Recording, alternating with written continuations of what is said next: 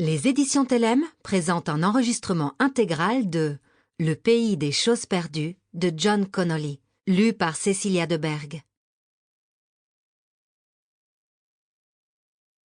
À Cameron, Megan, Alistair, Alana et Jenny, vous êtes assez grandes désormais pour recommencer à lire des contes de fées. Les livres ne sont pas des choses tout à fait mortes, mais contiennent une puissance de vie en eux qui est aussi active que celle de l'âme dont ils sont la progéniture. John Milton, Areopagitica. Et voilà que nous nous dressons, et nous sommes partout. Nick Drake, From the Morning. 1. Utchiare, anglo-saxon. Rester éveillé avant l'aube lorsqu'on est trop soucieux pour se rendormir. Il était 2 fois, car c'est ainsi que certaines histoires devraient reprendre, une mère à laquelle sa fille avait été dérobée. Elle pouvait toucher sa peau, coiffer ses cheveux, elle pouvait regarder sa poitrine monter et descendre, et quand elle plaçait la main dessus, elle sentait les battements de son cœur. Mais son enfant restait silencieuse, et ses paupières demeuraient closes. Des tubes l'aidaient à respirer, des tubes la nourrissaient, mais pour la mère, c'était comme si l'essence de celle qu'elle aimait se trouvait ailleurs. La personne dans ce lit était une coquille, un mannequin, attendant le retour de son âme désincarnée pour reprendre vie.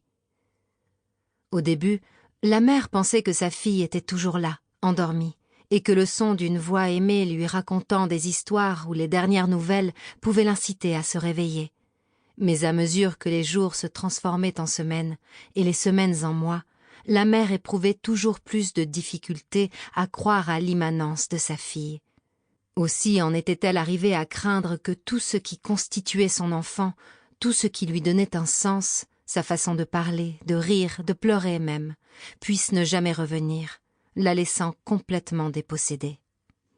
La mère se prénommait Cérèse, et sa fille Phoebe. Il y avait aussi eu un homme, une fois, mais pas un père, car Cérèse refusait de l'honorer de ce mot, lui qui les avait laissés se débrouiller seuls avant même la naissance de l'enfant. D'après ce que Cérèse croyait savoir, il vivait quelque part en Australie et n'avait jamais manifesté le moindre désir de jouer un rôle dans la vie de sa fille. Pour être tout à fait honnête, Cérèse se satisfaisait de cette situation. Elle n'avait éprouvé aucun amour durable pour cet homme et sa démission lui convenait tout à fait.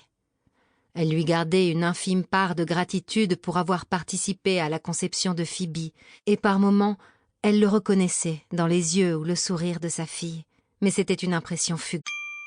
Sample complete. Ready to continue?